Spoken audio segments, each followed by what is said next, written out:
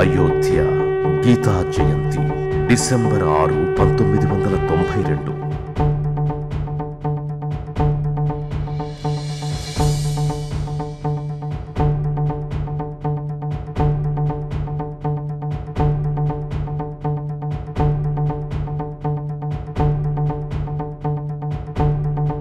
ఈ చిత్రాలు జాతి పొందుతున్న స్ఫూర్తిని, నడుపుతున్న మహోన్నతమైన ఉద్యమాన్ని తెలుపుతున్నాయి.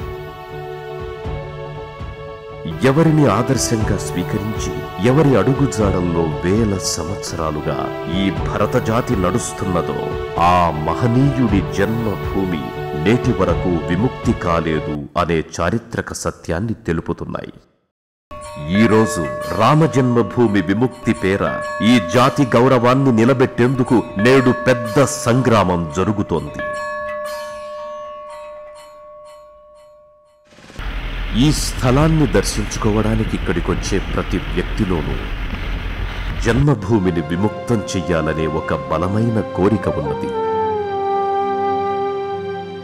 జననం నుంచి మరణం దాకా ఎవరి జీవనం ఆదర్శంగా గడిచిందో ఆ ఆరాధ్య పురుషుని జన్మభూమిని విముక్తం చెయ్యడమే అందరి ఆకాంక్ష.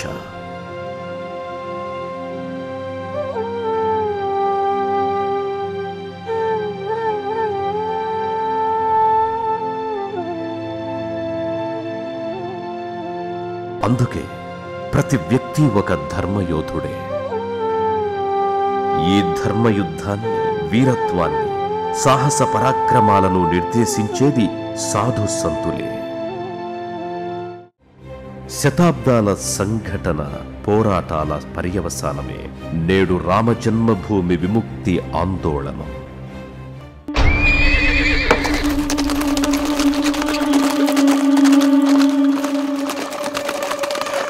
ధర్మదర్శనమే మన జాతికి ఆధారంగా నిలిచింది. ఈ జాతి యొక్క తాత్విక దృష్టి, ఆలోచన సరళి ధర్మం ఆధారంగా సాగింది. धर्म के बिना राष्ट्र का व्यवहार ధర్మం లేకుండా अच्छी रीति से नहीं हो జాతి మనుగడ సమగ్రమైన రీతిలో ముందుకు సాగదు. సమగ్ర విశ్వ కళ్యాణం కొరకు ధర్మం యొక్క ఆవశ్యకత ఎంతైనా ఉంది. రాష్ట్రం కూడా విశ్వంలో భాగమే. రాష్ట్ర కళ్యాణం కొరకు ధర్మం అత్యంత ఆవశ్యకము. ధర్మం లేకుండా నీతి సంపన్నమైన జాతిని నిర్మించలేము. మర్యాద పురుషోత్తముడైన శ్రీరాముని ఆదర్శాలు, అహింస, సహిష్ణుత, దయలు ఇవి నేటికి ప్రసిద్ధి పొంది జాతి ఆరాధిస్తున్న ఆదర్శాలుగా ఉంటున్నాయి. రాముని ఆదర్శాలను, బుద్ధుడు, మహావీరుల సందేశాలను వ్యతిరేకించే ఒక తుఫాను భారతదేశ వాయవ్య సరిహద్దుల నుండి వీచింది.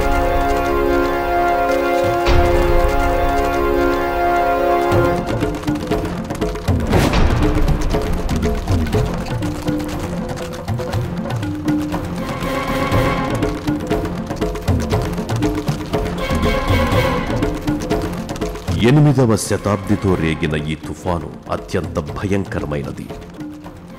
దీనికి పూర్వము హోణ, శక, కుషాణులు వచ్చారు. కానీ ఈసారి వచ్చిన ఆక్రమణకారులు అతి క్రూరులు.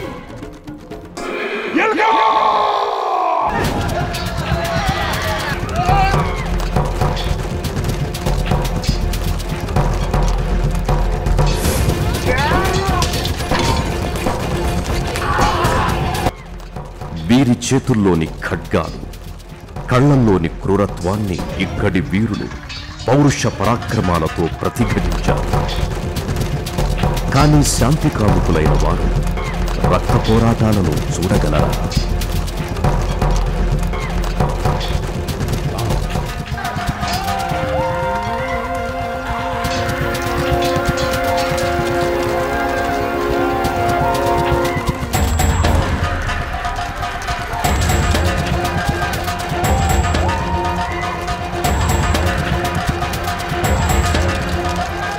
అయినా లక్షల హిందువుల ఊచకోతతో రక్తపుటేరులు ప్రవహించాయి. జనజీవన రహదారులు మృత్యు కళేబరాలతో నిండిపోయాయి. మహిళలు, యువతులు, బాలికలు అత్యాచారాలకు గురి కాబడ్డారు.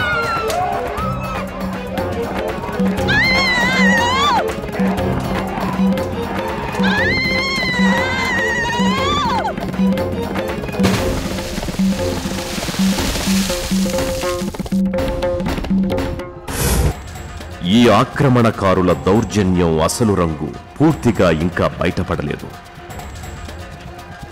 వీరు కేవలం రాజ్యాధికారంపై ఇచ్ఛతో రాలేదు. ఇక్కడి సంస్కృతిని నాశనం చేసి వినాశనం సృష్టిద్దామని వచ్చారు.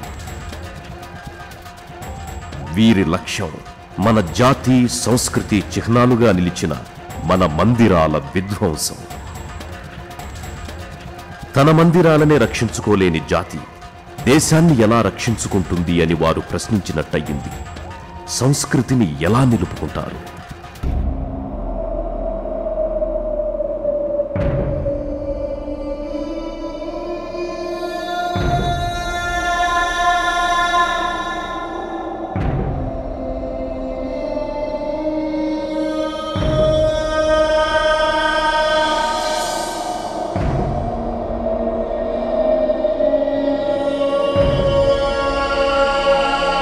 హింసా వినాశనాల పరాకాష్ఠకు సాక్షి అయిన జాతి యొక్క ఆక్రమణకు లక్ష్యంగా నిలిచింది అయోధ్య, మన శ్రీరామ జన్మభూమి. శ్రీరామ జన్మభూమిపై ఉన్న మందిరాన్ని విధ్వంసం చేసి 3 గుమ్మటాల కట్టడాన్ని నిర్మించారు. అయినా ఇది వారికి ఆరాధ్య స్థానం కాలేకపోయింది. ఎందుకంటే ఇస్లాం అందుకు అనుమతించదు కూడా. ఆ కట్టడం ఒక విదేశీయుని విజయ స్మారకంగా మాత్రమే నిలిచింది.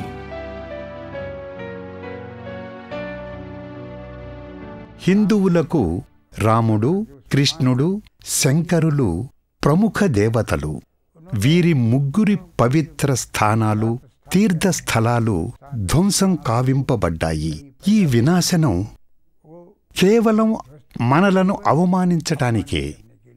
మేం మిమ్మల్ని పూర్తిగా జయించి వేశాం అని చెప్పటమే వారి లక్ష్యం. రామజన్మభూమిని విధ్వంసం చెయ్యడానికి కారణం శ్రీరాముడు ఈ జాతి ఆదర్శాలకు ప్రతీకగా నిలవడమే. అన్నదమ్ముల మధ్య, తండ్రి కొడుకుల మధ్య, తల్లి కొడుకుల మధ్య ఎలాంటి సంబంధం ఉండాలో, తీవ్రవాద శక్తుల పట్ల ఎలా వ్యవహరించాలో శ్రీరాముడు మనకు తెలియచేస్తున్నాడు.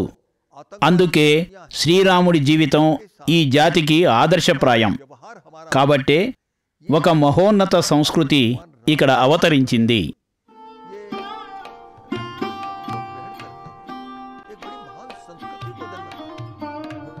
శరీరంతో ఆత్మ కలిసి ఉంటున్నట్టుగా ఈ దేశంలో శ్రీరాముడు కలిసిపోయాడు. శ్రీరామచంద్రుని ఆదర్శాలు నేటి రాజకీయ నేతలకు కూడా మార్గదర్శకాలే. వాటిని నేడు స్వీకరిస్తే కుల వర్గ రహితమైన ఒక భవ్యమైన శక్తివంతమైన జాతిగా మనం రూపుదిద్దుకుంటాం. శ్రీరాముడు వనవాసానికి వెళ్లారంటే అది వారి తల్లిదండ్రుల ఆజ్ఞానుసారమే. వారి ఆజ్ఞ పాలనను ఆయన ధర్మంగా భావించారు. సమాజము నుండి వేరుపడ్డవారు, వనవాసులు, అస్పృశ్యులు ఇలా అందరినీ కలపటమే ఆయన తన లక్ష్యంగా భావించారు. ఈ ఆదర్శాలకు జన్మస్థలి శ్రీరామ జన్మభూమి అయోధ్యయే. ఇక్కడ నేటికీ కణకణమున శ్రీరాముడు శోభిల్లుతూనే ఉన్నాడు. ఇక్కడి సరయూ నదీ జలాల పావన స్పర్శతో ప్రతి హిందువు మోక్షానుభూతిని పొందుతాడు. ఇక్కడి వీధుల్లోని ప్రతి మందిరం భగవంతుడైన శ్రీరాముని జీవిత ఘట్టాలను, శ్రీరాముని ఆదర్శాలను మన ముందు సజీవంగా నిలుపుతాయి. శ్రీరాముని జన్మభూమిపై పరాయి వారి అధికారం చెలాయించబడింది. శ్రీరాముడు తన జన్మభూమి నుండి వేరు చేయబడ్డాడు. బాబర్ యొక్క సైన్యాధిపతి మీర్ బాకి బాబర్ పేరున అక్కడ కట్టడాన్ని నిర్మించాడు. ఒక కట్టడం నిర్మించడం వలన అది జన్మభూమి కాకుండా పోతుందా? శ్రీరామునికి ఆ భూమితో ఏ సంబంధమూ లేదనే అబద్ధం ప్రాచుర్యం పొందగలదా? కాబట్టి రామభక్తులు శ్రీరామ జన్మభూమిని విముక్తం చేయ సంకల్పించారు. మన జాతి దీనిని సంకల్పంగా స్వీకరించింది. హిందూ సమాజం ముందు శ్రీరాముడు ఆదర్శాలను నిలిపాడు. ఆ ఆదర్శాలకు గౌరవం ఇవ్వకపోతే మనలను మనం స్వతంత్రులుగా ఎప్పటికీ భావించలేము. స్వామి వివేకానంద కూడా విదేశీయ ముష్కరులు మన మందిరాలపై దాడి చేసి మన రాష్ట్రీయ సంస్కృతిని విధ్వంసం చేసే ప్రయత్నం చేశారు. మన పూర్వీకులు ఎన్నో కష్టాలను సహించి వాటిని పరిరక్షించే ప్రయత్నం చేశారు అని ఉద్బోధించారు. ఈ ఉద్దేశాల పర్యవసానంగా మన జాతీయ నేతలు సోమనాథ మందిర జీర్ణోద్ధరణ గావించారు. మన జాతి గర్వకారణ చిహ్నంగా అది వెలుగొందుతూ ఉంది.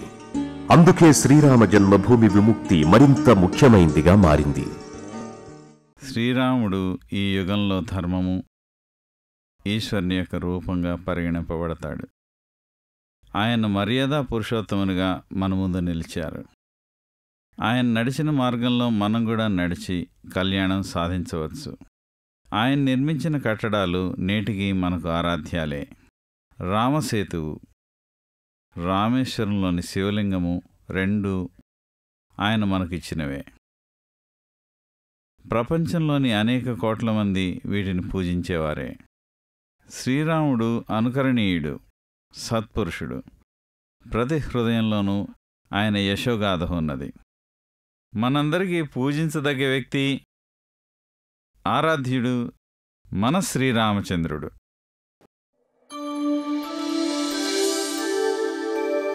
తల్లి, మాతృభూమి ఎప్పటికీ మారవు, మార్చలేము.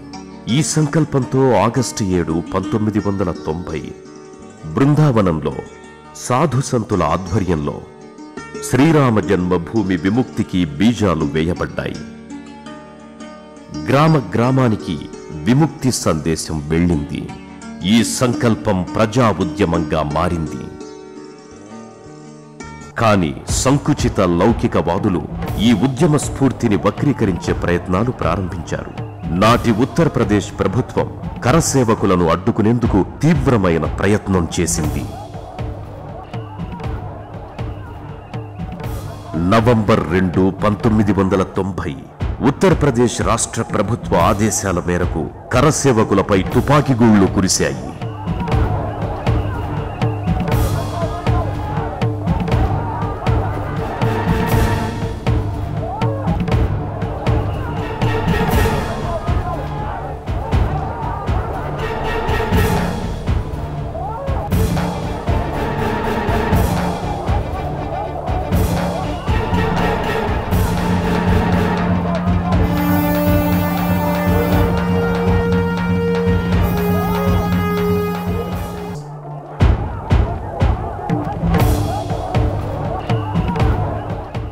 బాష్పవాయు ప్రయోగాలు జరిగాయి. జలియన్ వాలాబాగ్ ఉదంతంలో జనరల్ డయ్యర్ లాగా కరసేవకులపై మారణకాండకు రాష్ట్ర ప్రభుత్వం కారణమైంది.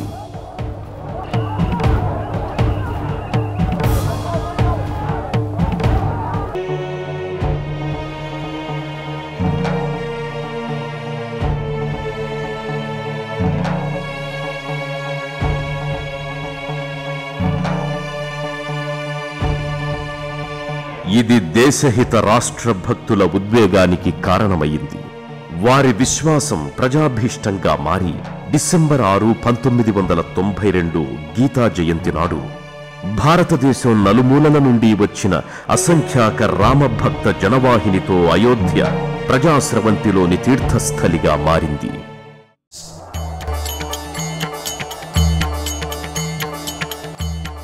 ఈ ప్రజా సందోహం యొక్క లక్ష్యం శాంతియుతంగా రాష్ట్ర పురుషునికి తాము ఘటించే అంజలి.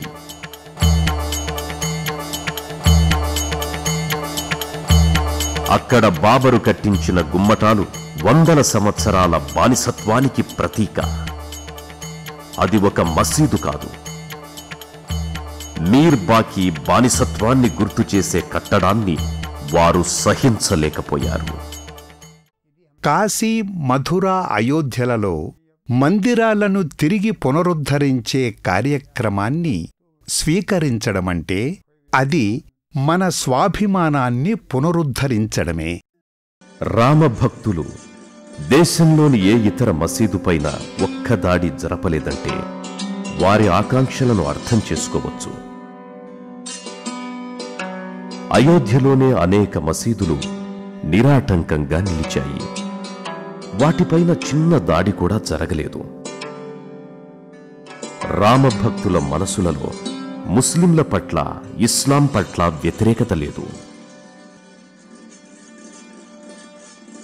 డిసెంబర్ 6, 1992 నాడు కూడా అనేక మంది ముస్లిం మహిళలు తమ దైనందిన కార్యక్రమాల్లో స్వేచ్ఛగా, నిర్భీతిగా పాల్గొనడం మనం చూడవచ్చు. రామభక్తులు ఆ కట్టడాన్ని మట్టిలో కలిపేసి జాతి నుదుటన ఉన్న కళంకాన్ని శాశ్వతంగా తొలగించి వేశారు.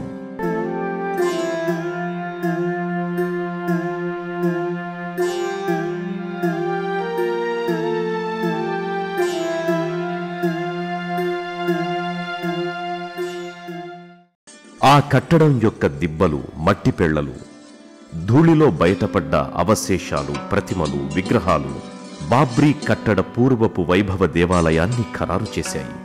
నాటి ముస్లిం చరిత్రకారుడు అబుల్ ఫజల్, ఔరంగజేబ్ మనవరాలు మీర్జా జాన్, నవలాకారుడు మీర్జా రజబలీ బేగ్ మొదలైన వారందరూ అయోధ్యలో రామజన్మభూమిలోని దేవాలయం ధ్వంసం చేసి మసీదు నిర్మాణం చేశారని రాశారు.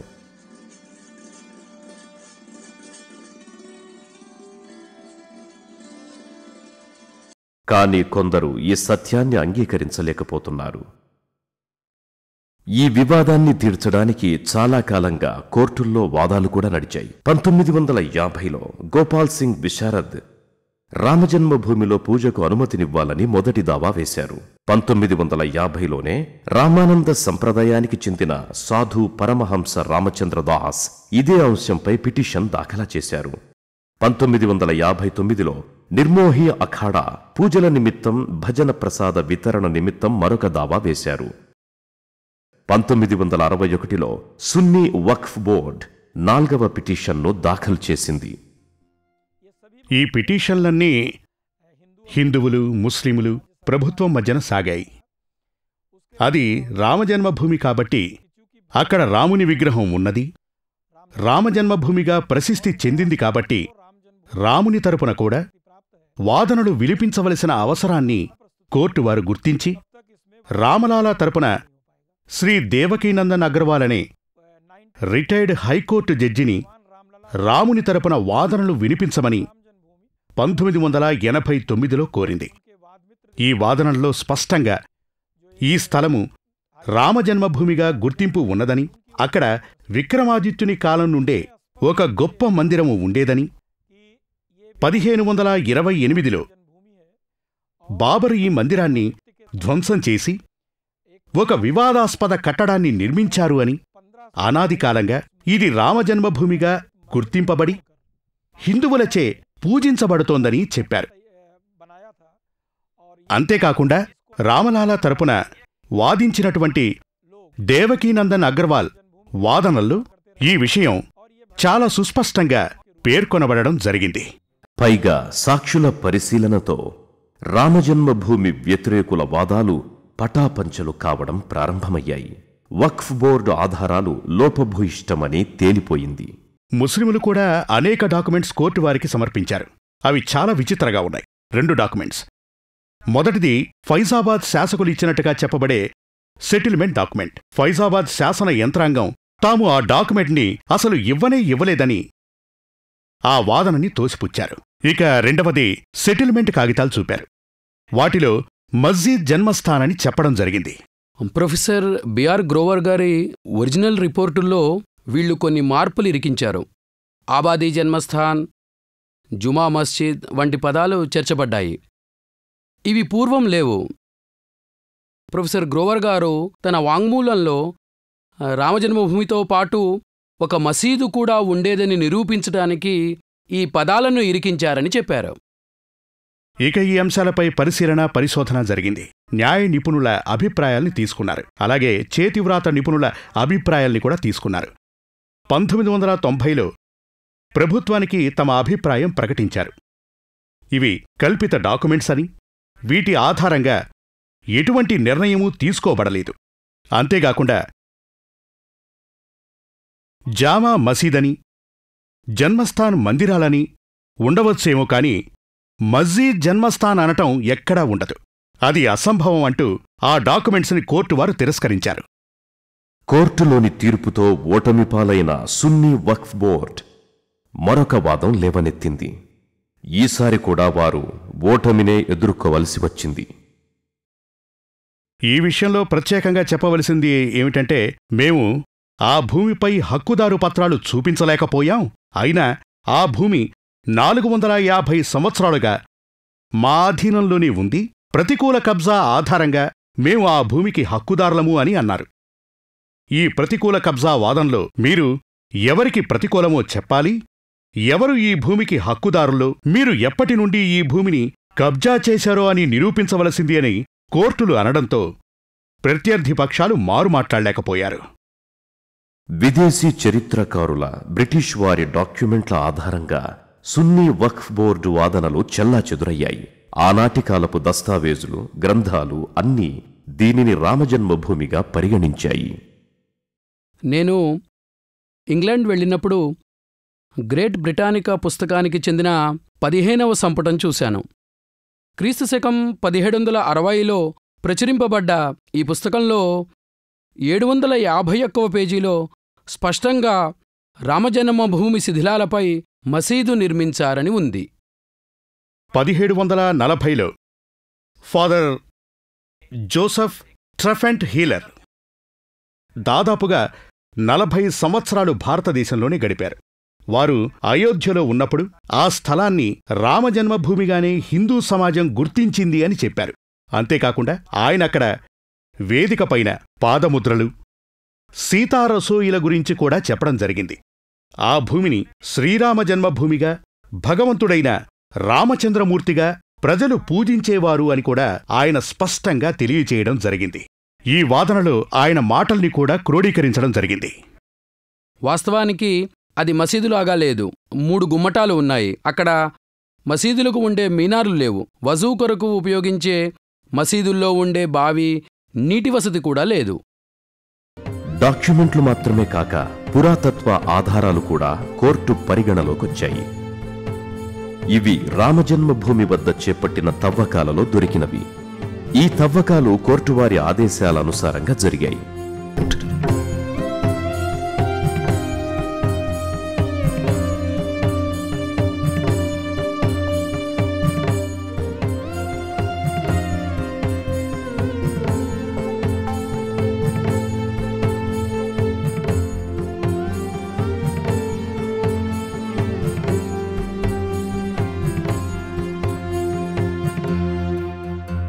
కోర్ట్ 3 ప్రధానమైన ప్రశ్నలకు జవాబులు రాబట్టదలిచింది.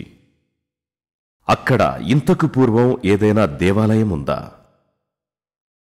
ఆ దేవాలయాన్ని మీర్ బాకి విధ్వంసం గావించాడా? ఆ స్థలం వాస్తవంగా శ్రీరాముని జన్మస్థలమేనా? ఈ ప్రశ్నలన్నీ పురాతత్వ తవ్వకాల ద్వారా పరిష్కరింపబడ్డాయి. త్రవ్వకాలు, పరిశోధన పూర్తిగా నిష్పక్షపాతంగా నిర్వహించబడ్డాయి. మొదటగా 2 హిందూ జడ్జిలు, ఒక ముస్లిం జడ్జి ఆధ్వర్యంలో తవ్వకాలు చేపట్టారు. అదే నిష్పత్తి తవ్వకాలు జరిపే వారిలోనూ ఉంది. ఒక సమయంలో అయితే కక్షవాదులు ముస్లిం కూలీలు దొరకటం లేదని అంటే కోర్టువారు ఒక ఆర్డర్ ద్వారా ముస్లిం కూలీలను నిష్పత్తి ప్రకారం ఉంచాలని ఆదేశించడం జరిగింది.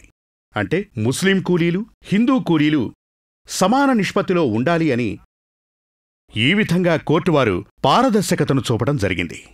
ప్రొఫెసర్ ఏకే శర్మ గారు ఈ త్రవ్వకాలు మరియు పరిశోధనల్లో సలహాదారుగా వ్యవహరించారు. ఆ విషయాలు వారి మాటల్లోనే. కోర్టు ఆదేశాల ప్రకారం టోజో వికాస్ ఇంటర్నేషనల్ ఆ స్థలాన్ని రాడార్ సర్వేక్షణ చేసింది. ఈ సర్వేక్షణలో భూమి క్రింద పెద్ద పెద్ద గోడలు, స్తంభాలు బయటపడ్డాయి. ఆర్కియాలజికల్ సర్వే ఆఫ్ ఇండియా వారి ద్వారా అదే స్థలంలో త్రవ్వకాలు జరపాలని కోర్టు ఆదేశించింది. దొరికిన ఆధారాలు కోర్టు ముందు పెట్టాలని నిర్దేశించింది. త్రవ్వకాలు చాలా రోజులు జరిగాయి. అందులో ఆశ్చర్యకరంగా 1 కాదు 3 మందిరాలు వెలుగులోకి వచ్చాయి. దొరికిన ఆధారాలు, వాటిలో మొదటిది ఒక వృత్తాకార శివాలయము. బిర్బల్ సహానీ పాలియో ఇన్స్టిట్యూట్, లక్నో వారు అక్కడి ఆధారాలపై కార్బన్ డేటింగ్ చేసి అది క్రీస్తు శకం 9వ శతాబ్ది మందిరంగా గుర్తించారు. దాని ద్వారా 2వ స్థలములో ఉన్న మందిరము పెద్ద గోడలతో, సున్నపు పూతతో, విశాలమైన గోడలు మిగిలిన గోడల మధ్యగా వెడుతున్నాయి. దీనిని బట్టి 3వ మందిరము తర్వాత నిర్మింపబడ్డదిగా నిర్ధారించాము. 3వ మందిరాన్ని క్రీస్తు శకం 1228లో మొదటి మందిరాన్ని పునాదిగా చేసుకుని నిర్మించారు. క్రొత్త పునాదుల అవసరమే లేకుండినది. మొదటి మందిరం పునాదులు బలంగా ఉన్నాయి. మొదటి మందిరం స్తంభాలు మొదలగునవి 2వ మందిరము గోడలలో కనిపించాయి.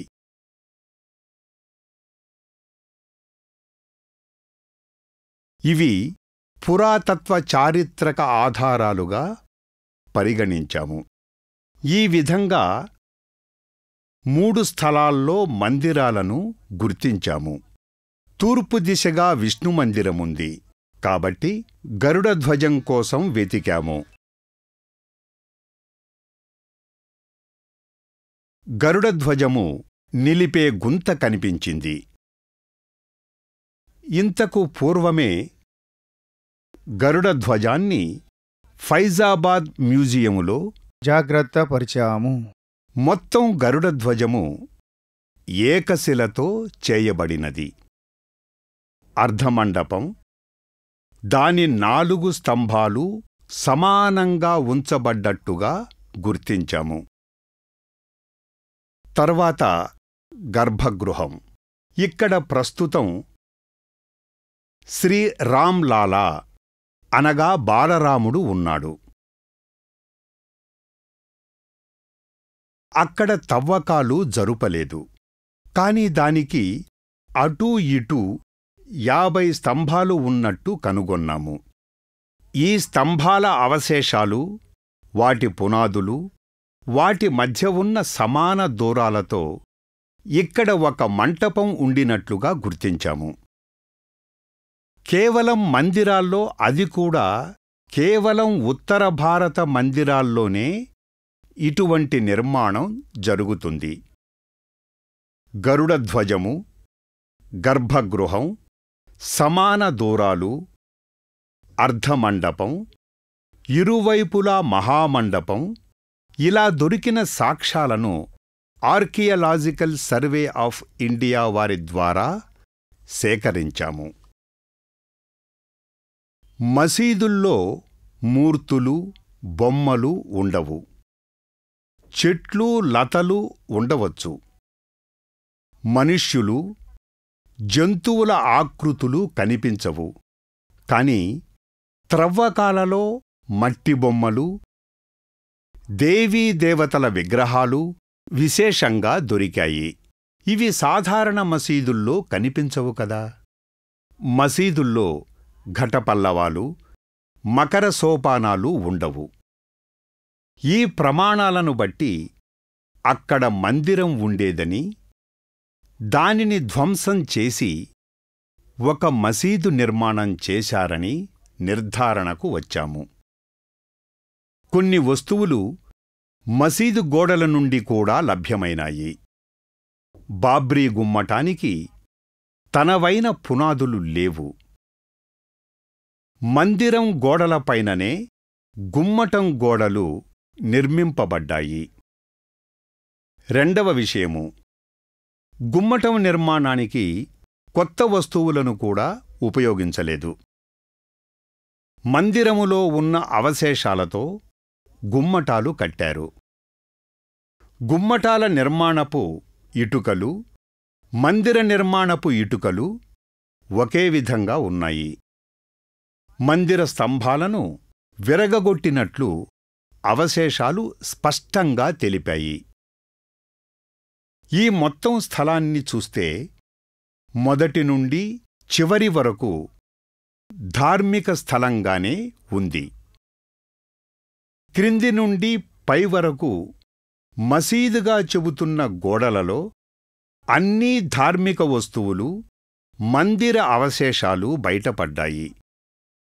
ప్రజలు దీనిని రామమందిరముగా భావించారు. రామమందిర అవశేషాలు లభించాయి. అందుచేత నిస్సందేహంగా ఇది రామజన్మభూమియే. ఈ భూమి ప్రజల ధార్మిక భావాలకు కేంద్రం. ఇటువంటి ధార్మిక భావాలను ఎవరూ ప్రశ్నించకూడదు. ఇది సుప్రీంకోర్టు అభిప్రాయం కూడా. दे सकता, ये हमारे उच्चतम न्यायालय का भी मानना है. ఇవన్నీ ఈ విధంగా ఉన్నప్పటికీ ఒక వ్యక్తి దీనిని అంగీకరించడానికి సిద్ధంగా లేరు. ప్రత్యర్థి పక్షాలు ఎన్నో తప్పుడు సాక్ష్యాలను, దోషభూయిష్ట వాదాలను కోర్టు ముందు నిలిపినప్పటికీ సత్య ప్రమాణం ముందు అవన్నీ వీగిపోయాయి. బాబ్రీ మసీదు గోడల్లో దొరికిన శిలాశాసనాలు అందుకు ప్రత్యక్ష సాక్ష్యం. ప్రసిద్ధ శిలాశాసనకారులు డాక్టర్ శ్రీ కెవి రమేష్ గారేమంటున్నారంటే, ఈ శాసనలిపి భాష గురించి చెప్పాలి అంటే మేము మొదట శాసనలిపిని, భాషను పూర్తిగా పరిశీలించి చూశాం. పురాతత్వ ఆధారాల ప్రకారం ఆ శాసనాన్ని క్రీస్తు శకం దాదాపుగా 11వ శతాబ్దపు ఆనవాలుగా మేం నిర్ధారించడం జరిగింది. భాషా ప్రయోగం కాని, శాసన లిపి కూడా ఆ కాలం నాటిదే. ఇంకా చెప్పాలి అంటే మరొక శతాబ్దంలో దీనిని అనుకరించడం సాధ్యం కాదు, అనుకరించలేరు కూడా. తద్భ్రాతృజో జగతి మేఘసుతశ్రుతాద్యా శ్రీమాన్ అభూద్ అనయ చంద్రపదాభిలక్ష్య గోవిందచంద్రధరణీంద్ర గురుప్రసాదాత్ సాకేతమండలపతిత్వమలాభియేన. ఈ శిలాశాసనంలోని కీలకమైనటువంటి సాక్ష్యాలు అయోధ్యను నిర్ధారించాయి. సాకేతము, అయోధ్య నామాలతో పాటు అతి ముఖ్యమైన విష్ణుహరి దేవాలయ వర్ణన ఈ శిలాశాసనంలో మాకు లభించాయి. శ్రీ సిపి ఠాగూర్ గారు అయోధ్య మహత్వం అనే గ్రంథంలోని కొన్ని కాగితాలు జిరాక్స్ చేసి మాకు పంపించడం జరిగింది. వాటిలో అయోధ్యలోని 9 విష్ణు దేవాలయాల వర్ణన రాసి ఉంది. కాని నేడు 8 దేవాలయాలే మనకు కనిపిస్తున్నాయి. కాబట్టి దీనిని 9వ దేవాలయంగా గుర్తించడం జరిగింది. ఇంకా అనేక శిలాశాసనాలను మసీదు నిర్మాణంలో ఉపయోగించారు. టంకోత్ఖాత విశాల శైల శిఖర శ్రేణీ శిలా సంహతి వ్యూహైర్విష్ణుహరైర్హిరణ్యకలశ శ్రీసుందరం మందిరం పూర్వైరప్యకృతం కృతం నృపతిభిర్యేనేదమత్యద్భుతం సంసారార్ణవ శీఘ్రలంఘన లఘూ పాదాంధ్యాధ్యాయత. ఈ శిలాశాసనంలో దేవాలయ నిర్మాణ వర్ణన ఉంది. మట్టి ఇటుకల నుండి రాతి కట్టడం దిశగా గోవిందచంద్రుడి కాలంలో నిర్మాణం సాగినట్టుగా స్పష్టమైంది. ఇక శిలాశాసనం దానిని మొదటి నిర్మాణం అని చెప్పదు. దొరికిన శిలాశాసన శ్లోకాల నుండి ఇటుక మందిరం నుండి రాతి కట్టడముగా మార్చబడినది అని గుర్తించాం. ఇక 11వ శతాబ్దంలో భారతదేశం మొత్తంలోనూ ఇటుక నిర్మాణాలు రాతి కట్టడాలుగా మార్చబడ్డాయి. కాబట్టి అక్కడ 11వ శతాబ్దపు పూర్వం నాటి మందిరపు ఆనవాళ్లు దొరికినట్టుగా మేం గుర్తించడం జరిగింది. ఒక్కటే మందిరమా? కాదు, ఇటుకలతో చేసిన మందిరం తర్వాత రాతి కట్టడముగా మార్చబడినది. కాబట్టి మాకు దొరికినటువంటి అవశేషాలు ఆధారాలు అన్నీ విష్ణుహరి దేవాలయాల ఆధారాలే. అవిపచిత హిరణ్యకశిపుం సంయమ్య బాణం రణే కుర్వాణో బలిరాజబాహుదలనం కృత్వా బహూన్ విక్రమాన్ కుర్వన్ దుష్టదశాననస్య హననం కశ్చాన్యః సదశాధికో పుణ్యవతాం. కీలకమైన అంశం ఏమిటంటే శిలాశాసన శ్లోకంలోని ఆఖరి పాదంతో విష్ణువు హరి రాముడేనని ధృవీకరించడం జరిగింది. కుర్వన్ దుష్ట దశాననస్య హరణం అంటే 10 తలల రావణాసురుణ్ణి చంపినవాడు శ్రీరాముడే అని శ్లోకంలోని పాదానికి అర్థం కదా. ఇదే మేం ధృవీకరించిన విషయం. ఈ పురాతత్వ త్రవ్వకాలు అన్నీ అనుమానాలను దుమ్ములో కలిపేశాయి, భ్రమలన్నీ దూరం చేశాయి, అపోహలను తొలగించాయి.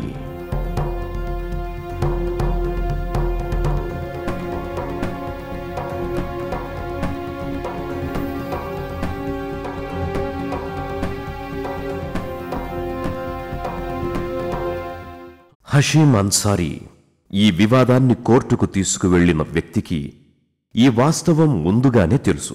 కోర్టు నిర్ణయం తనకు అంగీకారమే అని ముందన్నాడు. కాని ఇప్పుడు తన అభిప్రాయానికి పూర్తి భిన్నమైన అభిప్రాయాన్ని ప్రకటించారు. చూడండి, స్వాతంత్రంకు పూర్వము మసీదున్నది. ఇప్పుడక్కడ మసీదు మాత్రమే ఉండాలి. మరొక నిర్ణయం మేము అంగీకరించము. మసీదు కన్నా ముందు రామమందిరం ఉండేది అన్నది పక్కా తప్పు. జఫర్యాబ్ జిలానీ అభిప్రాయం కూడా అందుకు భిన్నం కాదు. ఈయన కొన్నిసార్లు అడ్వకేట్లాగా, మరికొన్నిసార్లు రాజకీయ నాయకుడిలాగా మాట్లాడతారు. కోర్టు తీర్పు వచ్చిన తర్వాత ఆలోచిద్దాం. కోర్టు తీర్పు వచ్చింది. హషీం అన్సారీ కాని జిలానీ కాని తమ మాట మీద నిలబడలేదు. మాట ఇచ్చి నిలుపనివాడు మనిషి కాడు అని శ్రీ గురుగ్రంథ సాహెబ్ అంటుంది.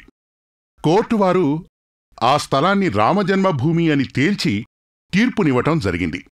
ఇంతటితో ఆ వివాదం ముగిసిపోయినట్లే. ఇప్పుడు ఆ తీర్పుని వ్యతిరేకిస్తూ ముస్లింలు కోర్టును అలాగే దేశాన్ని కూడా బలహీనపరిచే పనులు ఎట్టి పరిస్థితుల్లోనూ చేయకూడదు. మరి జిలానీ వంటి వారు ఈ విషయాన్ని ఎందుకు అంగీకరించడం లేదు? జాగ్రత్తగా గమనిస్తే వారి భయాలు మనకు తెలుస్తాయి. మీకు 33 కోట్ల దేవతలు ఉన్నాయి. మాకేం తెలుసు ఎక్కడ ఏ దేవత ఉందో? అట్లా చూసినట్లయితే మాకు మస్జిద్లే ఉండవు. ఒకటే మాట మీద ఉన్నట్లయితే మేం కూడా ముస్లింల వైపు నుండి ఆలోచిస్తాం.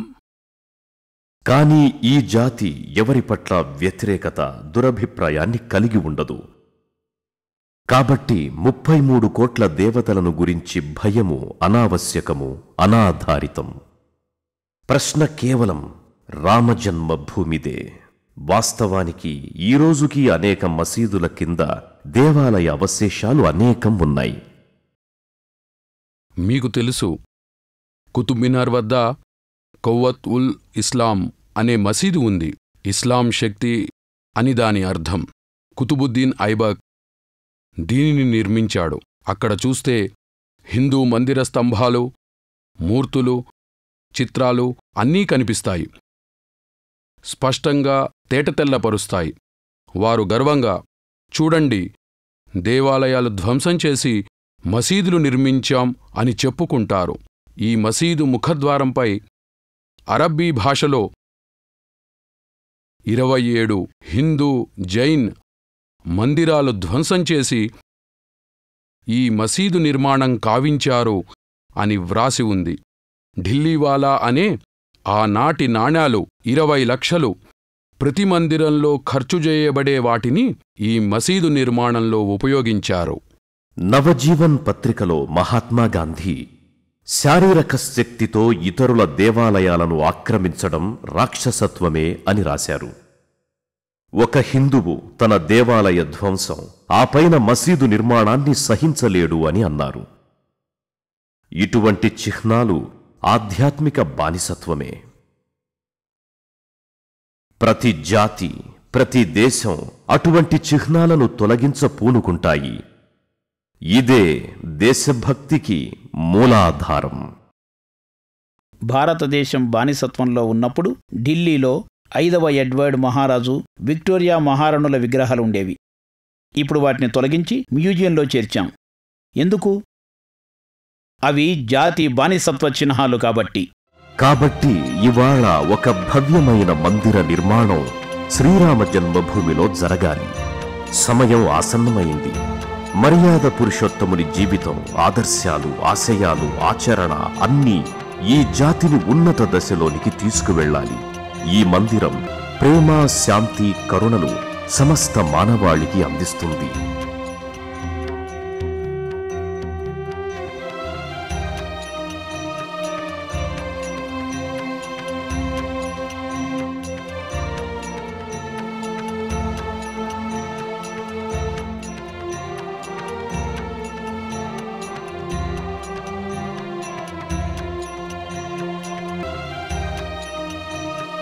భవ్య మందిర నిర్మాణ పనులు ఈసరికే ప్రారంభమైనాయి. దేశం నలుమూలల నుండి, విదేశాల నుండి వచ్చిన ఇటుకలు శ్రీరామ మందిర నిర్మాణంలో తమ బాధ్యత నిర్వర్తించడానికి సిద్ధంగా ఉన్నాయి.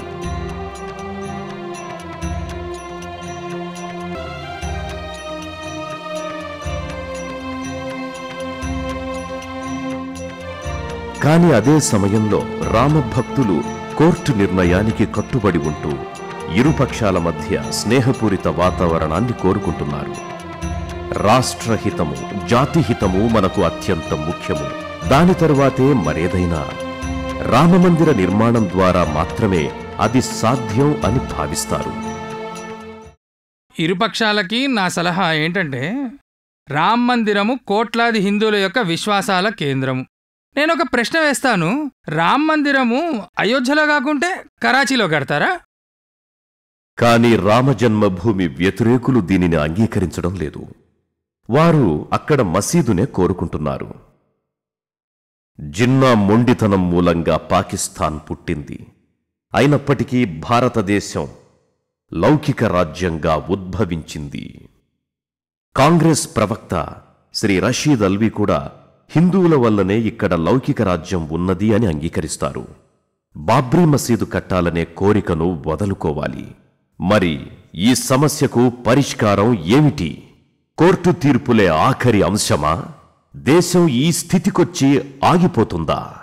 ఆఖరి నిర్ణయం కోర్టులు తెలపగానే అందరూ సమ్మతించి స్వాగతిస్తారా? ఇవన్నీ మనం భవిష్యత్ తరాల మీద భారం వేయాలనుకుంటున్నాం. మనం ఎవరి దృష్టిలోనూ చెడ్డవారిగా ఉండడానికి ఇష్టపడం. అందుకని మనం ఈ అంశాన్ని పక్కన పెట్టివేసి భవిష్యత్తుకు వదిలేద్దామని అనుకుంటుంటాం. కానీ ఇది అన్యాయం. ఒక పరిష్కారం కనుగొనలేకపోవటం అన్యాయం. ఎప్పుడో ఒకప్పుడు భవిష్యత్ తరాలు ఈ ప్రశ్నకు సమాధానం కనుక్కోవాల్సిందే. అందుకని ఇప్పుడే నిర్ణయం తీసుకోవాలి. నిర్ణయాన్ని చక్కగా అమలుపరచాలి. 1993లో భారత ప్రభుత్వం ఒక శ్వేతపత్రాన్ని విడుదల చేసింది. అందులో ఒకవేళ ఆ వివాద స్థలం రామజన్మభూమి అని నిర్ధారింపబడితే అది హిందువులకు అప్పగింపబడుతుంది అని ఉంది. లక్నో హైకోర్టు బెంచ్ రామజన్మభూమి అంశంపై తన తీర్పును ప్రకటించడం ఒక ముఖ్య పరిణామం. అనేక మంది వాదులు, ప్రతివాదులు ఈ కేసులో ఉన్నప్పటికీ ఈ కేసులో 3 అంశాలను అతి ముఖ్యమైనవిగా కోర్టు పరిగణించింది. ఆ వివాదాస్పద కట్టడం ఒక మసీదా? అది ఎప్పుడు నిర్మింపబడింది? ఎవరు నిర్మించారు? ఆ కట్టడాన్ని ఒక హిందూ దేవాలయ అవశేషాలపై నిర్మించారా? ఆ స్థలం నిజంగానే శ్రీరాముని జన్మస్థలమా?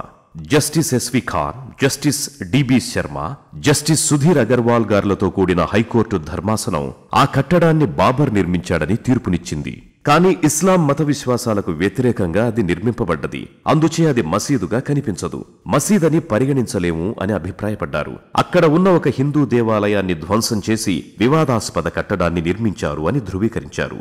భారత పురాతత్వ సంస్థ వారు ఆ స్థలంలోనే విశేష పరిశోధనలు, తవ్వకాల అనంతరం అక్కడ ఒక భవ్యమైన హిందూ దేవాలయం ఉండినది అని తేల్చారు. ఆఖరికి అతి ముఖ్యమైన ప్రశ్న, ఆ స్థలం నిజంగా రాముని జన్మభూమియేనా? హైకోర్టు ధర్మాసనంలోని 3 జడ్జిలు అయోధ్యలోని ఆ స్థలం వాస్తవంగా శ్రీరామ జన్మభూమి అని ఏకగ్రీవంగా తీర్పు చెప్పారు. కోర్టు ఆధారాలు, ఆదేశాలకు అనుగుణంగా, జాతి ఆకాంక్షలకు ప్రతిరూపంగా, మానవాళికి, ప్రపంచ దేశాలకు ఆదర్శంగా అక్కడ రాముడి మందిర నిర్మాణం జరగడం ఒక చక్కటి సందేశం, శాంతి సౌభ్రాతృత్వాలకు చిహ్నం.